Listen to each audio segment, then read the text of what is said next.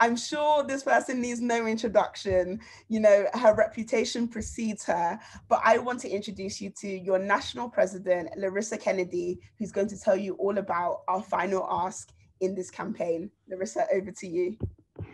Thank you so much. I mean, forget Meg the Stallion. We've got my good sis, Hilary, the MC here, taking us through this rally. So thank you so much, Hilary. And thanks, Matt, Ellen, and Becky for those speeches and us riled up, get the energy. So come on, I know everyone's been sitting back, you know, but I want you to shake up. Come on, if we're in a rally in person, we'd be doing chants, we'd be doing all of that. So we're trying to take it digital. So give me a bit of energy. You know, you're on mute, so scream if you have to. Do your chants if you have to. Let's get into it. So we've heard about how the government and universities have done students dirty when it comes to basic legal rights, the financial impact of this crisis and the unjust realities in lockdowns. And now let's get into how we build a strategy for education, as Hilary was saying, both now and in the future. You know, we've been talking about grasping at the root of this injustice, but, you know, let's continue the gardening analogy and think about, once we've uprooted, what we want to grow. And I'm going to ask you to dream with me for a minute. Don't fall asleep on me, but dream with me for a minute. Because I want us to hit rewind and imagine the run up to the return to campus through a different lens, one where we have an education system centered on care, on safety, and on community. So imagine we had an education system that was fully funded, where universities don't see pound signs where they should see people. Imagine we had an education system that was democratized, so decisions about our safety were made by us and for us. Imagine we had an education system that was accessible to all, so digital access was always possible for those who needed it.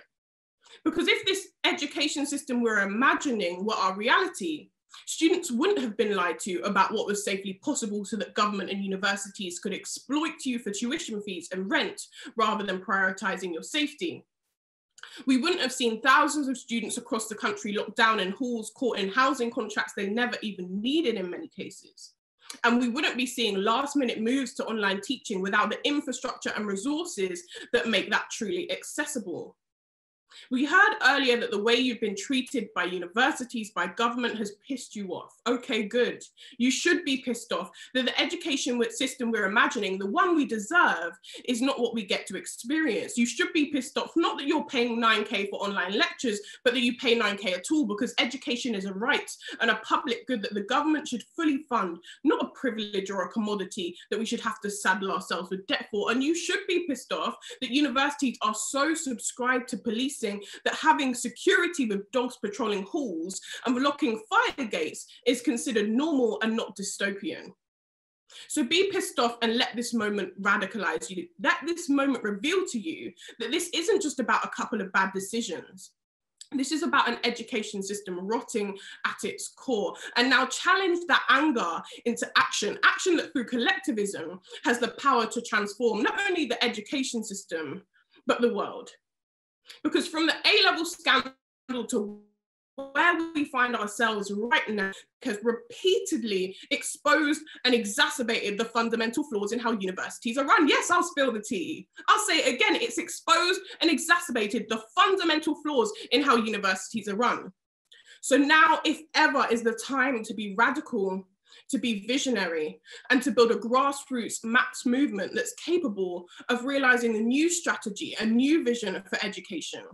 One where learning is fully funded, truly accessible and lifelong.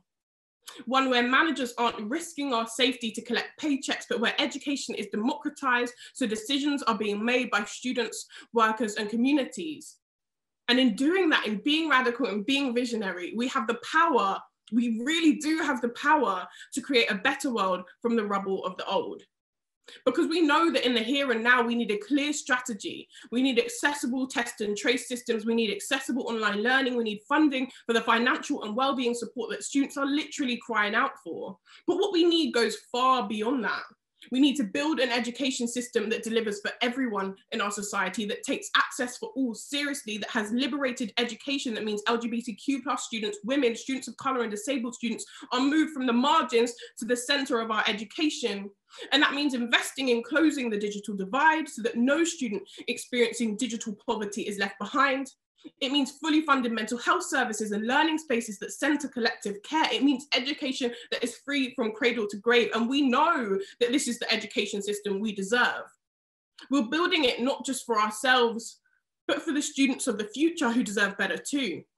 And we stand on the shoulders of those who came before us, because for those of you who don't know, NUS was founded in 1922 in the aftermath of the chaos, the destruction of World War I, but also, people often forget, the global influenza pandemic, which took more lives than the war itself. So as we lead this student movement collectively amongst really similar circumstances, we have to harness the hope, the drive that they had.